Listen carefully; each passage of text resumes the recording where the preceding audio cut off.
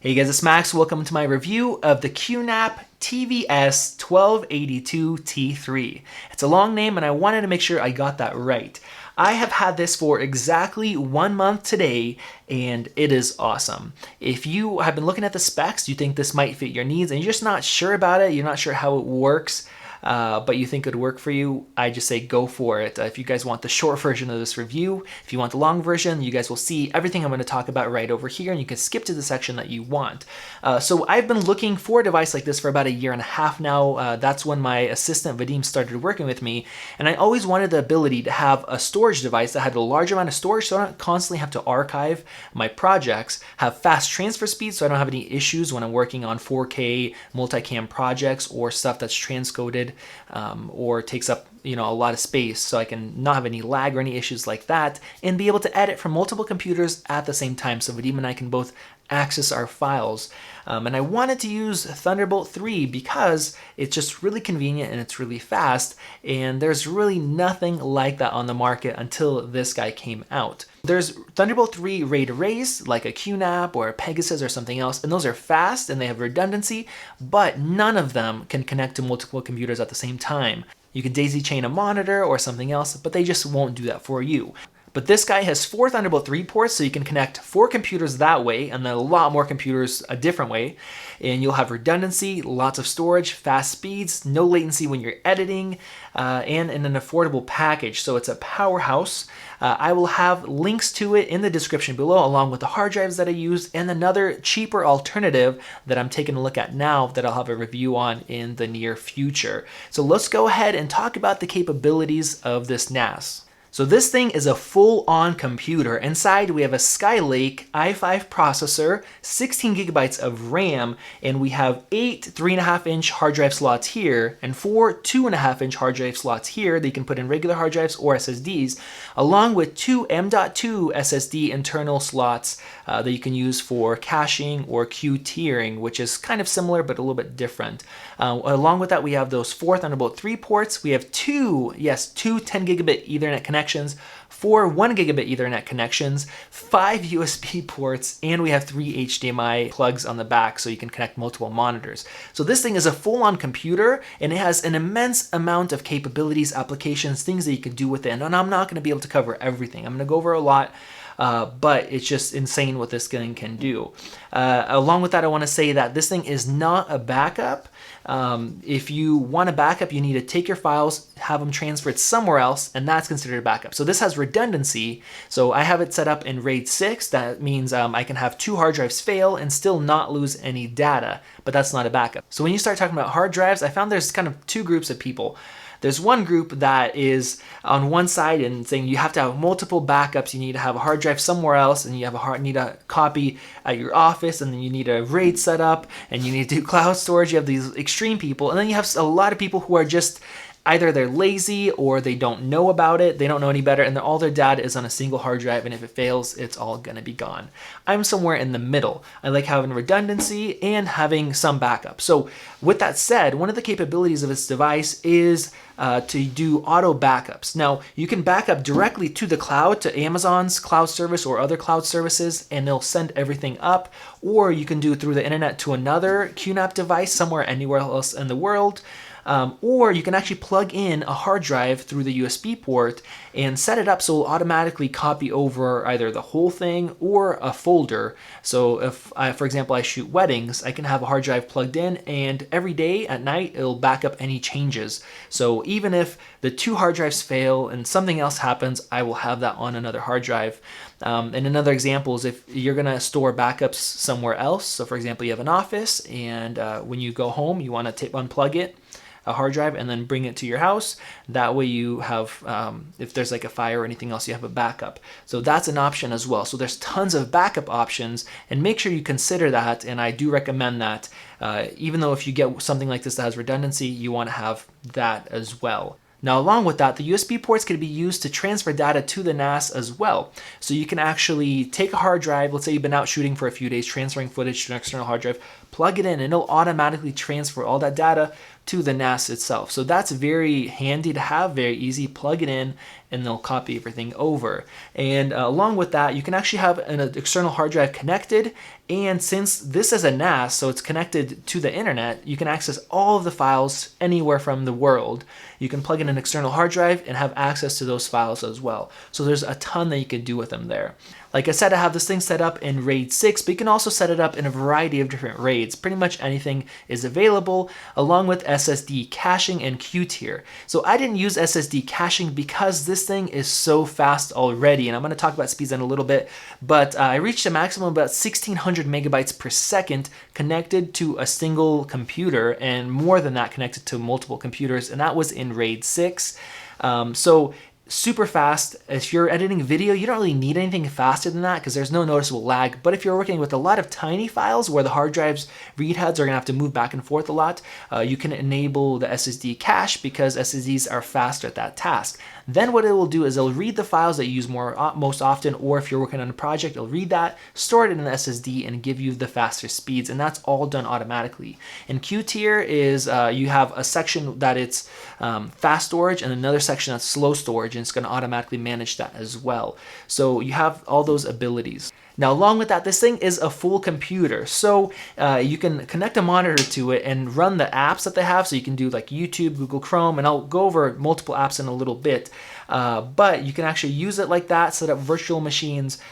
So with all the processing power that this thing has, it's incredible. Now let's talk about the actual external device. This thing is quite heavy. I don't know if it's 20 to 30 pounds. Maybe I'll list that, the full weight right over here. But it's built really well. Now, I did have a vibration issue, and I still kind of somewhat have it. This little top cover is metal, and so depending on what hard drives are spinning and how many of them, you would get a little bit of a sound. And I took it off, I put it back on. It's a little bit better, but I think you could probably put like a little maybe thin rubber gasket around where it connects to get rid of that. And I don't think that's probably all of them. Kind of depends. It's just sheet metal, just like a computer case. Now, along with that, we have 3 fans on the back for the main system and a power supply fan. And while they're not loud, they're definitely not quiet. Personally, they're a little bit too loud for me because we work in one room and I'm used to really quiet machines. So we're editing on a Macbook Pro and an iMac. And unless you're really pushing those systems, Apple allows them to get hot, but keeps the fans basically almost off, so they're silent.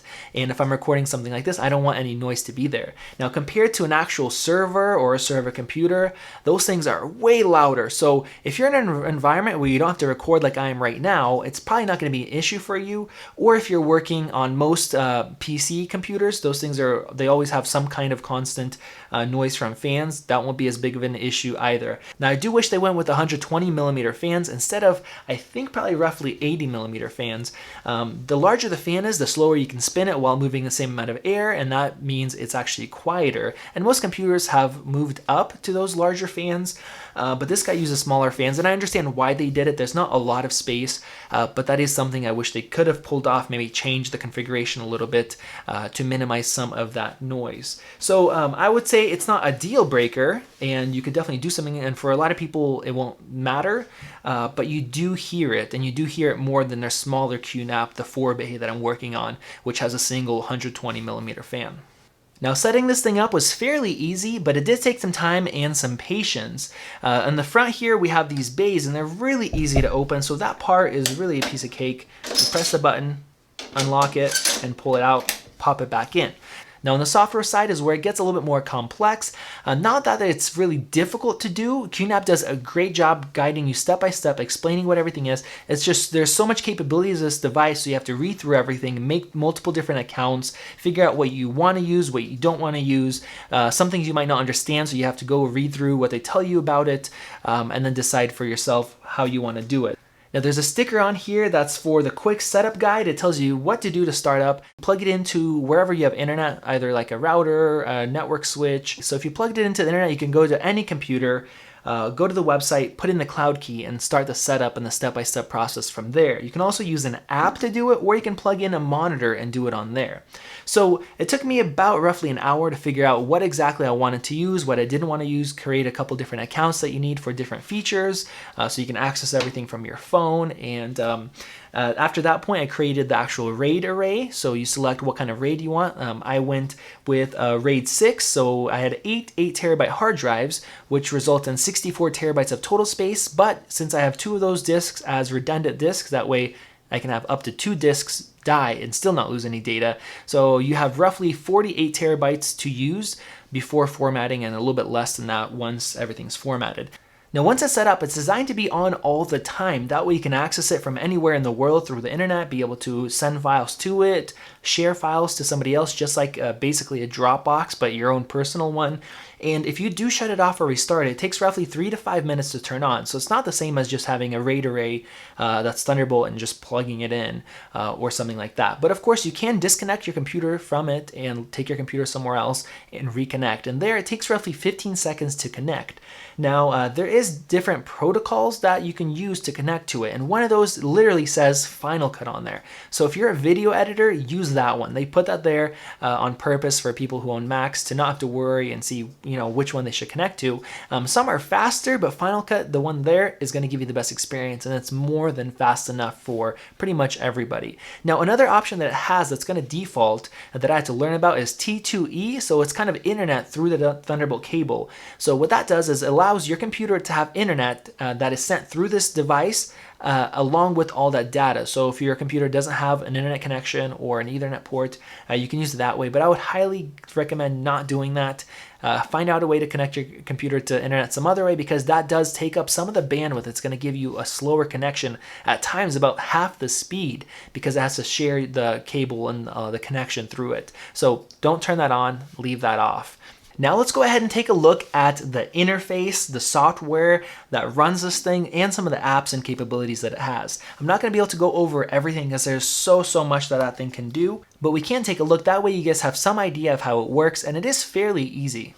Now you should be able to do this really from anywhere in the world and be able to control it and access all your files and see what's going on.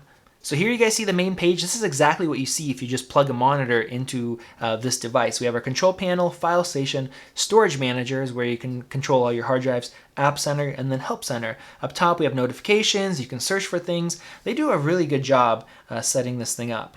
Let's start off with the control panel. Up top, you guys see the device that we're connected to. This is actually not this guy. Obviously, this is sitting right here. I have the smaller 4-bay version connected. So you have all your information about your CPU, and you can go through the settings here. Let's go ahead and open it up. Starting off with the settings, you can change the name, the time, the login screen, simple stuff like that. Going into security, you can literally limit it to certain IP addresses that you want to connect. So nobody else would be able to connect, put in passwords, protection, all sorts of stuff. Going into hardware, we can put in alerts for if there's not a lot of space there. We can adjust the LED brightness, turn them on and off, so that's great. You can adjust the audio alert level, so there's a speaker in there that will actually talk to you with a voice when certain things happen, and you can change that. And smart fan, so you can go in here and enable it to change the fan speed depending on the temperatures, and you can change the settings. So I like to have mine in quiet mode because unless you're running this 24/7, they should stay cool enough. Taking a look at the power options, you can have it wake up when somebody wants to connect to it, have it automatically turn back on if the power goes out, or enable it to turn on and turn off. So that is awesome.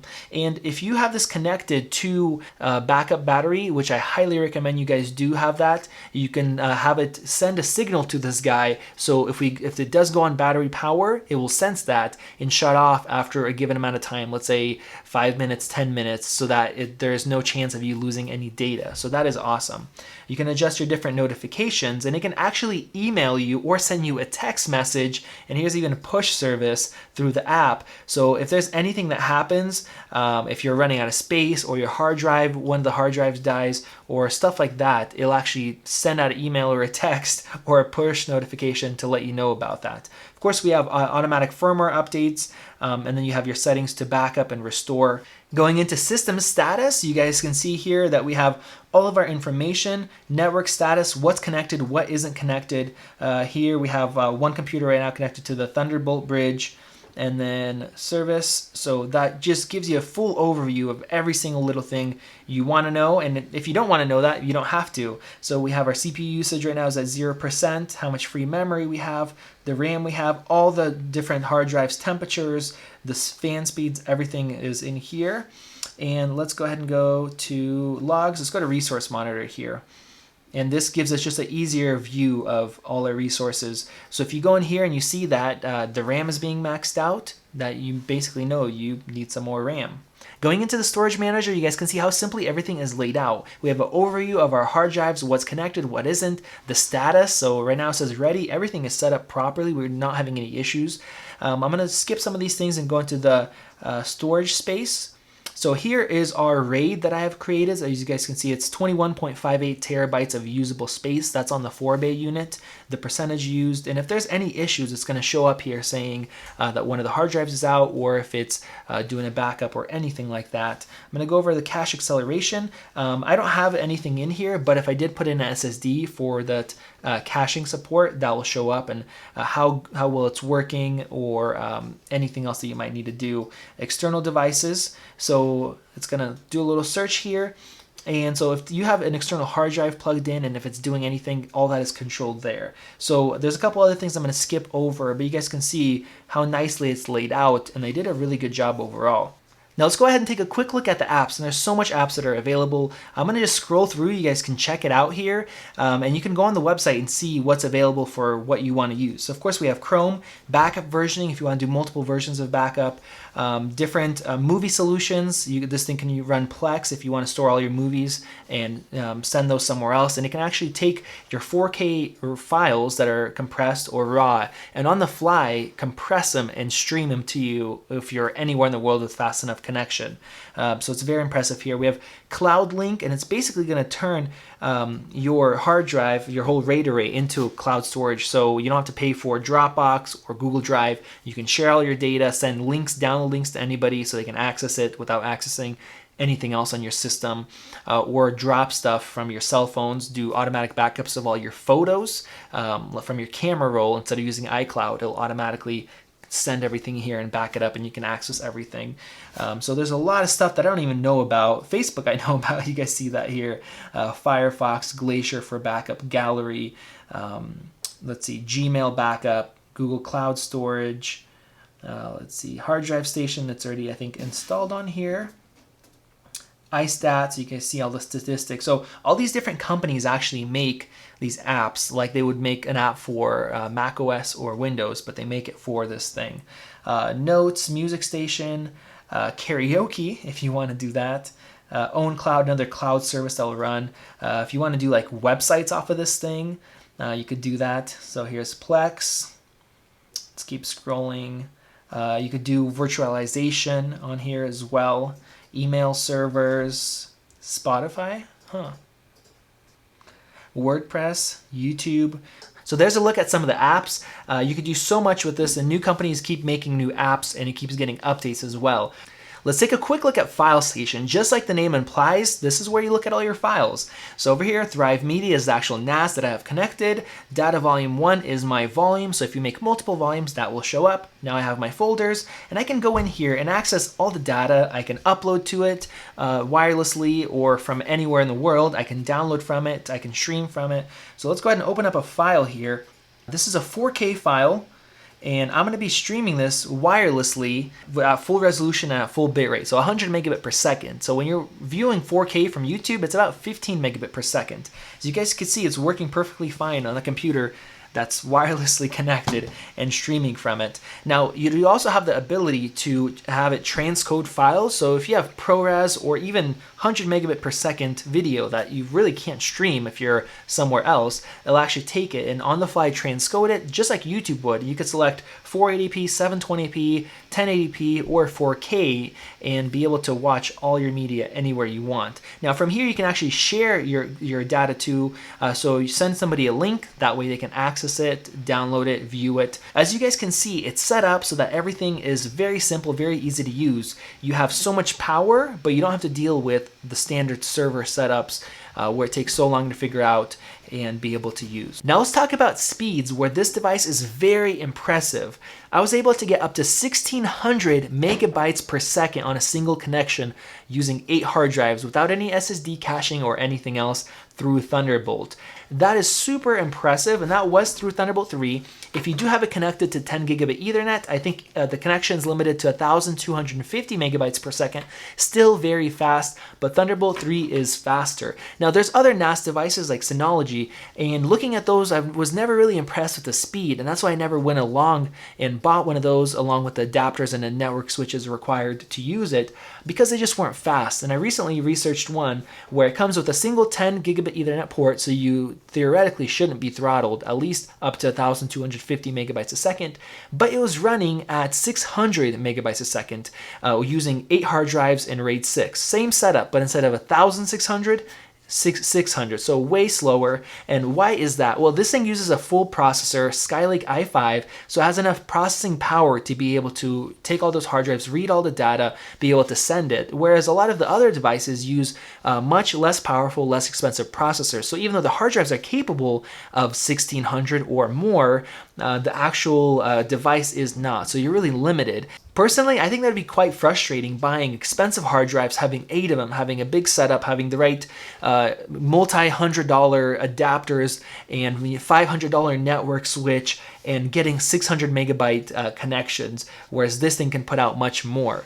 Now, I actually had this thing connected to 4 Macs at the same time through Thunderbolt 3, and they're running the disk speed test, so maxing out the connections, and I got a combined total of 1760 megabytes per second. And this is not a peak speed. This was letting it run for a while and seeing what kind of like the average regular speeds are. That is super impressive. As you guys can see here, the iMac had up to 600 write and 415 read, and the slowest laptop had 330 write, 310 read, and then the other computers were kind of in between. So this is like having 4 video editors pulling as much data as they possibly can from this.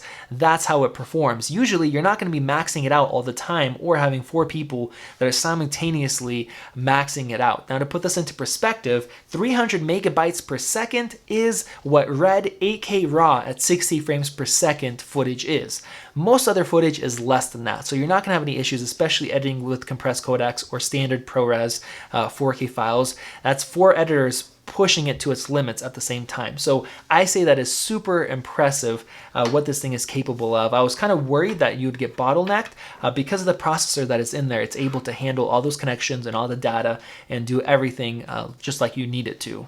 Now let's talk about cables. So USB-C is a port type, not a connection type. There's actually so much that can go through it. So you want to make sure you buy Thunderbolt cables, because you can have like 3 different types of USBs go through here. You can have data, or you can just have a video feed go through it. And even with Thunderbolt 3, there's multiple types. So this is a cheaper 20 gigabit per second cable. So I bought this cable just to test it out. Will it work? If it's slower, how much slower is it? On top of that, there's different cable lengths. So there's a 0.5 meter, 1 meter, or 2 meters. How does that compare? So unfortunately, I don't have a 0.5 meter cable, but I do have a 1 meter 40 gigabit per second, 2 meter 40 gigabit per second, and a 2 meter 20 gigabit per second. So you guys could take a look at this chart. There's different connection types. So the fastest connection type is SMB, and the one I use for video editing is NFS. So if you look at NFS, there's really no difference between using a 1 meter, a 2 meter full speed, or a 2 meter half speed. So for me, it really makes sense to save money and buy this cable right here, which will give me the complete full speeds. And I do want to point out that these speeds are not the peak speeds. The peak speeds are higher. These are like continuous speeds. And then if you're editing with AFP, that connection, you see that there is a difference. So between 1 meter and 2 meters at full speed, you don't have any speed differences. But if you drop down to the 20 gigabit per second connection, you will see a little bit slower speeds. So from 1180 write to 950 write. And on the SMB end, we have 900 write and 1500 read with a shorter cable that's 40 gigabit per second. We have slightly slower, a 2 meter 40 gigabit per second, and going down to this slower 20 gigabit per second cable, we do have slower speeds at 820 to 980. So it seems like around 980-ish, that's the limit on these cables. So if you're going to connect with NFS for video editing, it's not going to make a difference. That's what I found. But if you're going to be connecting in a different way and you want those faster speeds, you do want to buy as short of a cable as you can buy, and on top of that, the faster cable is a 40 gigabit per second.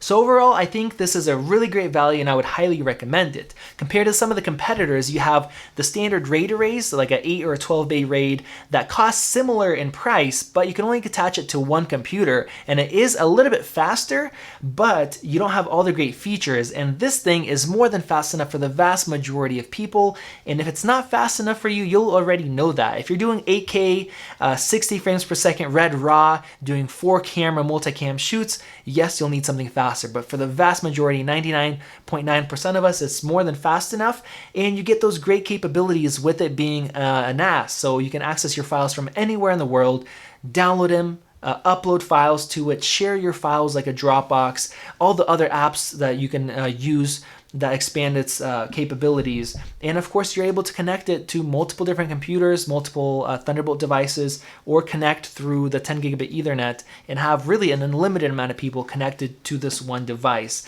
You also have different server competitors. So you can create a server yourself for less money. It's going to be a huge hassle. It's going to take so much time, a lot of frustrations, and you're going to be wasting time from doing other productive work that's going to make you money. And I've read multiple reviews online where people created their own servers, and then they ended up just getting frustrated, and these are guys who know what they're doing and just buying one of these and being more happy with it. You guys can search and find those online, or you can get a company to set something up for you for 3, 4, 5 times the money, and of course that's a lot more money. So you kind of have a solution in the middle.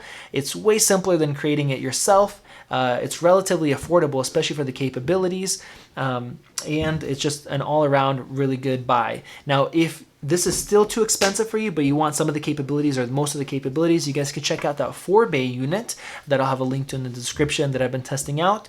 You can connect 2 Thunderbolt 3 devices to it with 10 gigabit Ethernet, and you have 4 drives and some M.2 SSD slots. So if you're a smaller business, or if you're just by yourself right now, but you want to have the capabilities for the future to have multiple people connect, that's also a really great buy. So if you guys have any questions, you guys can ask in the comment section below. I will do my best to answer them. Definitely hit subscribe if you guys want to see the shorter review of the smaller unit that I'm going to have in the future as soon as I'm done testing that one out. And yeah, if you guys want to buy one, check out the links in the video description. That helps us out, and you guys can also support us on Patreon for as low as $1 a month.